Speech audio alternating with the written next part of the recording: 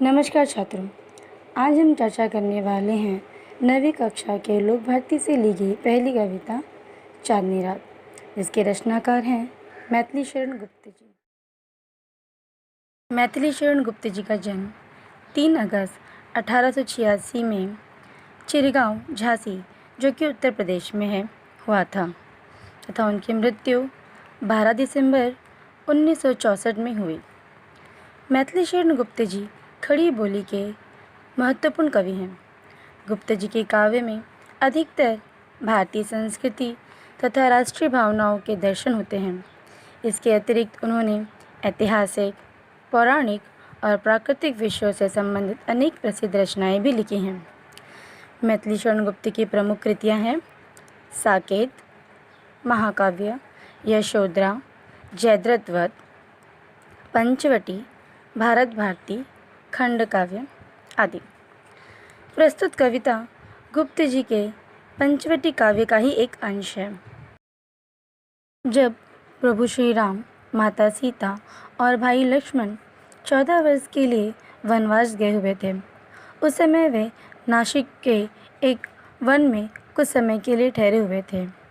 उसी दरमियान जो पूर्णिमा की रात हुई थी, उस पूर्णिमा के बारे में अधिक जानकारी देने वाली यह कविता है। उस रात का मनोहारी चित्र का वर्णन कवि ने अपनी चांदनी रात कविता के माध्यम से किया है।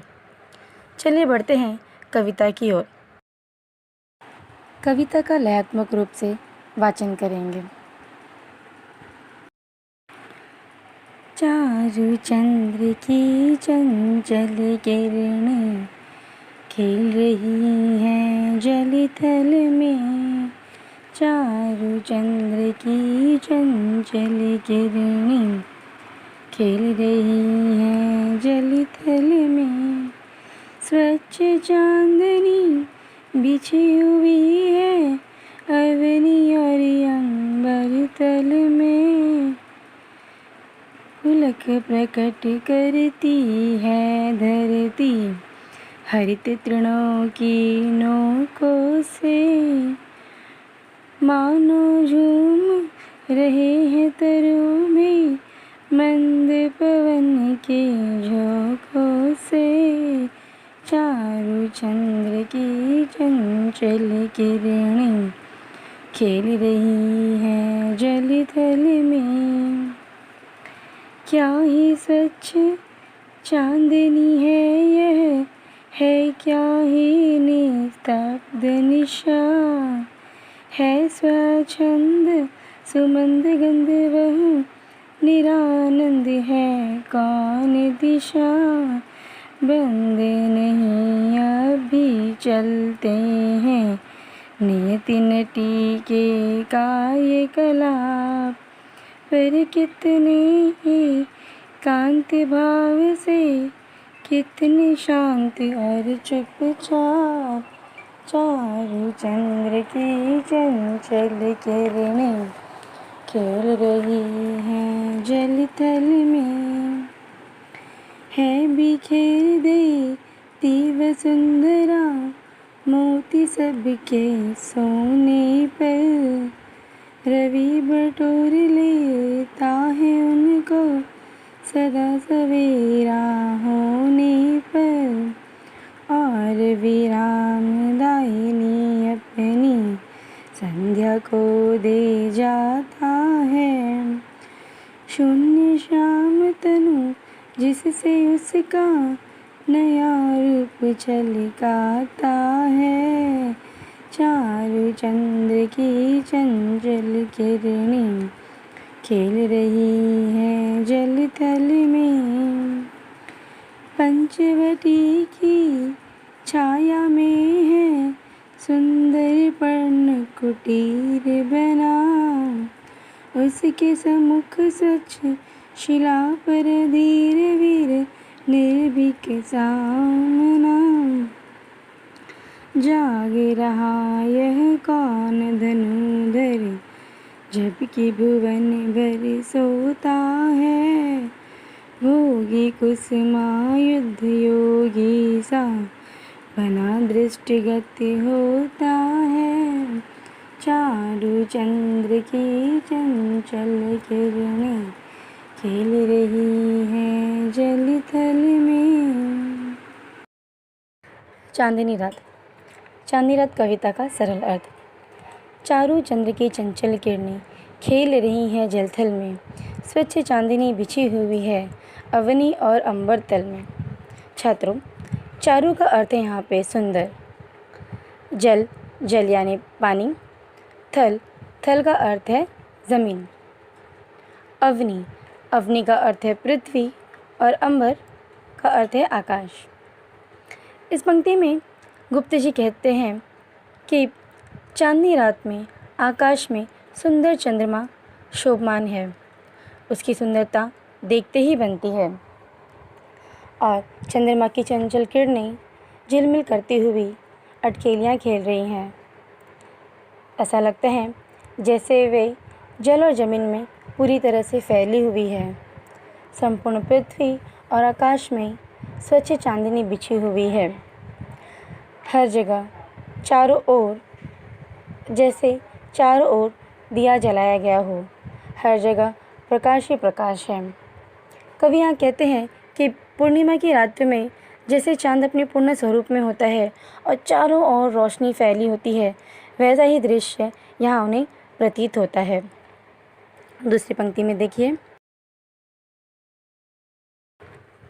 पुलक प्रकट करती है धरती हरित तृणों की नोकों से।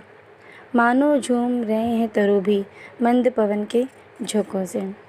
पुलक, पुलक का अर्थ होता है खुशी या अधिक प्रसन्न होना। हरित यानी हरा रंग। तृण यानी घास। तरु का अर्थ होता है वृक्ष। मंद यानी धीरे धीरे। पवन, हवा। छात्रों, जब हम प्रसन्न होते हैं, हम अपनी खुशी, अपनी प्रसन्नता हंसकर, नाचकर, गाकर, अपने चेहरे पर मुस्कान लाकर प्रकट करते हैं। गुप्त जी ने प्रकृति की सुंदरता का वर्णन करते हुए कहा है कि जैसे पृथ्वी अत्यंत प्रसन्न लग रही हो। प्रकृति अपनी प्रसन्नता पृथ्वी पर उगी हुई हरी हरी घासों की नोकों से प्रकट कर रही है।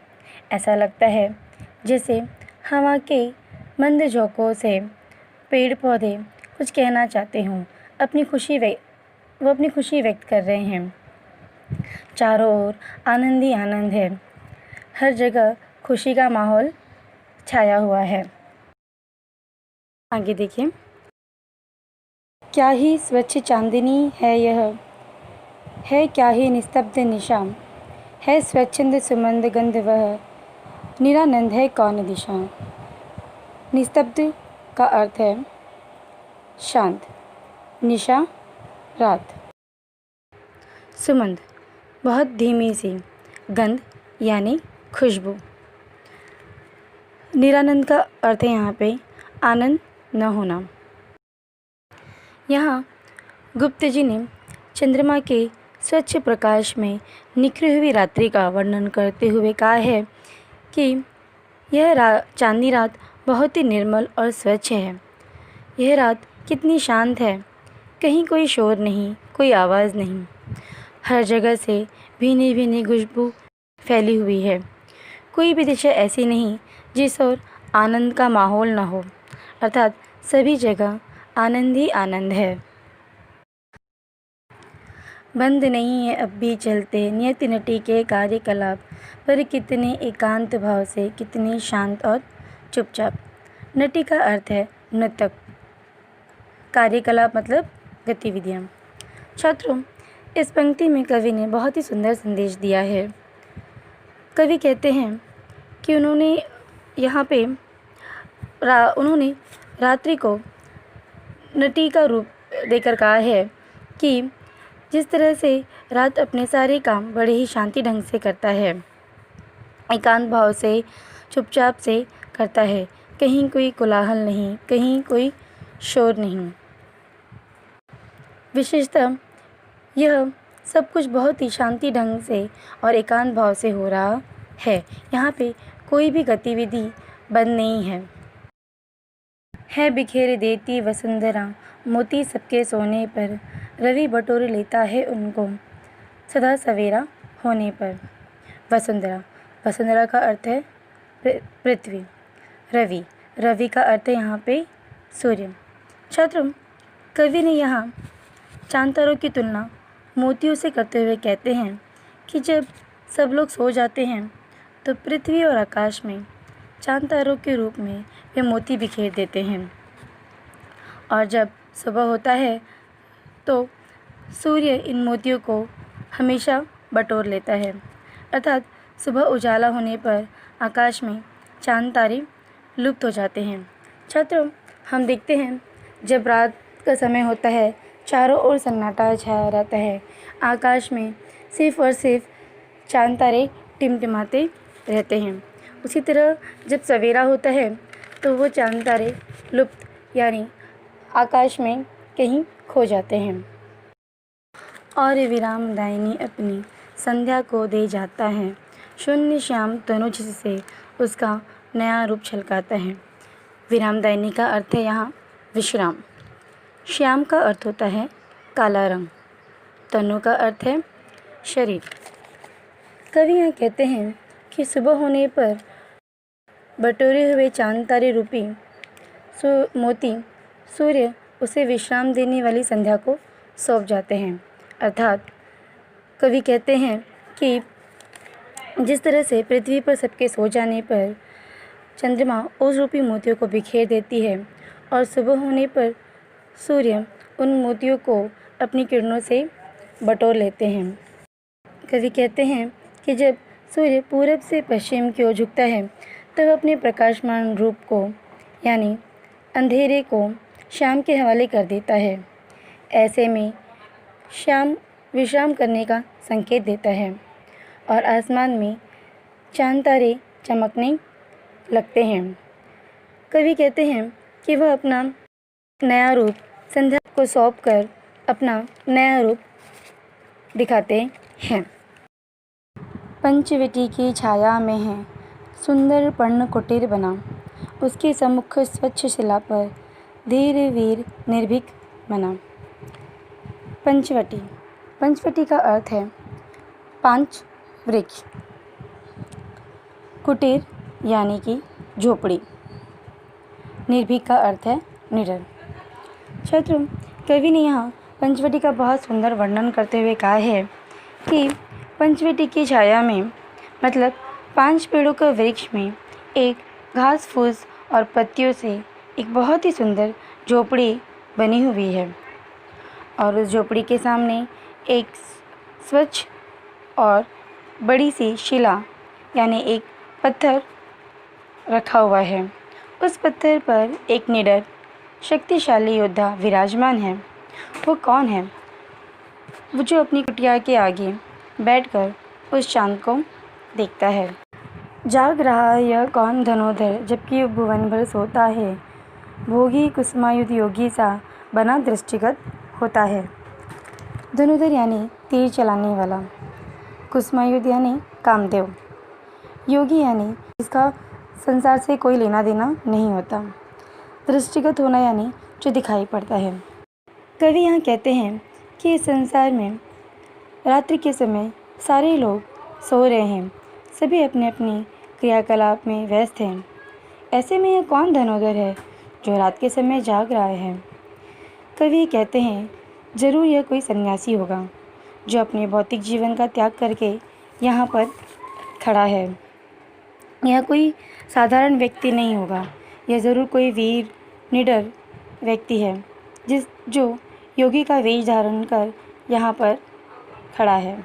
चांदनी रात कविता के माध्यम से गुप्त जी ने प्रकृति के माध्यम से यह संदेश दिया है कि जब संसार में सभी लोग सो जाते हैं तब भी प्रकृति के सभी अंग अपने अपने कार्य में लगे हुए होते हैं। वे बड़े ही शांतिपूर्वक ढंग से अपना काम करते हैं। इससे हमें यह प्रेरणा मिलती है कि हम मनुष्य के सामने कैसे भी स्थिति हो, हमें शांत रहकर उसका निरंतर अभ्यास करते रहना चाहिए, यानी हमें काम करते रहना चाहिए। कविता में आए हुए कुछ कठिन शब्द।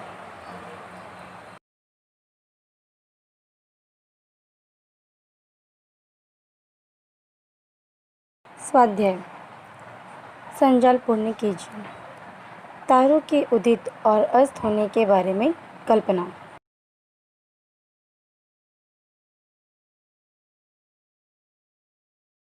प्रश्न क्रमांक 2, चांदनी रात की विशेषताएं लिखिए।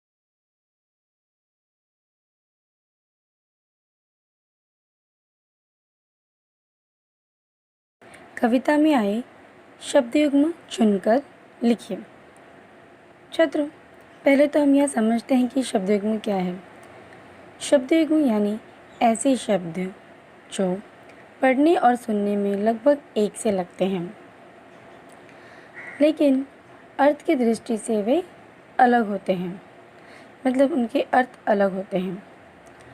हम अपनी रोज़मर्रा की बोलचाल की भाषा में भी शब्द युग्म के शब्दों का प्रयोग करते हैं, जैसे आजकल, यहाँ वहाँ, अच्छा बुरा, खाना पीना आदि। इसी तरह से कविता में कुछ शब्द युग्म हैं। देखिए, पहला जल थल, स्वच्छंद सुमन, कार्यकलाप, धीर वीर, योगी साम। अगला प्रश्न देखिए, निम्न शब्दों के विलोम शब्द लिखिए। बच्चों, विलोम का अर्थ होता है अपोजिट वर्ड, मतलब उल्टा। ऐसे शब्द जो एक दूसरे के विपरीत या उल्टा अर्थ बताते हैं उन्हें विलोम शब्द कहते हैं, जैसे दिन रात, सुबह शाम, अच्छा बुरा आदि। इसी तरह से कविता में भी कुछ शब्द दिए गए हैं जिसका हमें विलोम शब्द यानी उसके विरुद्ध शब्द लिखना है। जैसे स्वच्छ, स्वच्छ का विलोम शब्द है अस्वच्छ। चंचल, स्थिर, धरती, आकाश, सुबह शाम। अगला प्रश्न देखिए, निम्नलिखित पंक्तियों का भावार्थ लिखिए। भावार्थ यानी सरल अर्थ। छात्रों, सरल अर्थ लिखने के लिए आपको कविता की हर एक पंक्तियों का याद होना ज़रूरी है, तो ही आप कविता के भावार्थ को अपने शब्दों में लिख सकते हैं। आइए, यहाँ हम पहली पंक्ति का सरल अर्थ देखते हैं। चारु चंद्र डैश डैश झोंकों से। कविता इस प्रकार से है। चारु चंद्र की चंचल किरणें खेल रही हैं जलथल में, स्वच्छ चांदनी बिछी हुई है अवनी और अंबर तल में। पुलक प्रकट करती है धरती हरित तृणों की नोकों से, मानो झूम रहे हैं तरु भी मंद पवन के झोंकों से।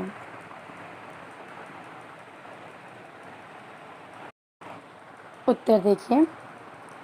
गुप्त जी चांदनी रात का वर्णन करते हुए कहते हैं कि सुंदर चंद्रमा की किरणें जल और थल में फैली हुई है। संपूर्ण पृथ्वी तथा आकाश में स्वच्छ चांदनी बिछी हुई है। पृथ्वी हरी हरी घास के नोकों के माध्यम से अपनी खुशी प्रकट कर रही है। ऐसा प्रतीत होता है मानो वृक्ष भी मंद मंद वायु के झोंकों से झूम रहे हैं। दूसरा प्रश्न देखिए, क्या ही स्वच्छ चांदनी है यह, है क्या ही निस्तब्ध निशान, है स्वच्छंद सुमंद गंध वह, निरानंद है कौन दिशा।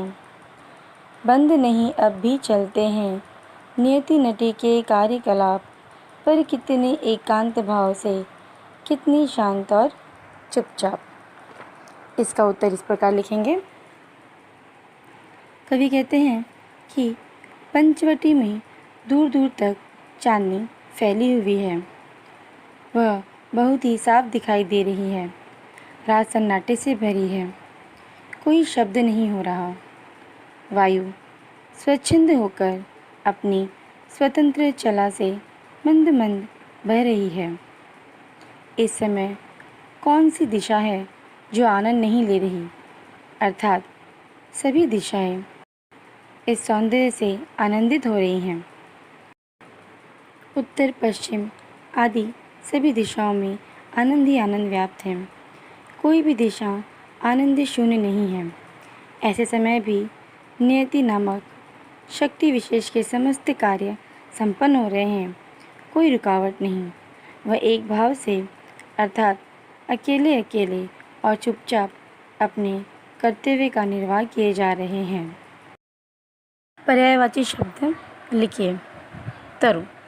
तरु का अर्थ होता है वृक्ष, पेड़ और विपट। वसुंधरा।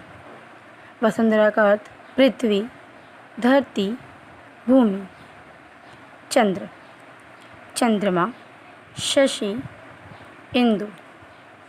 कृषक। कृषक का अर्थ किसान, अन्नदाता और हलदर।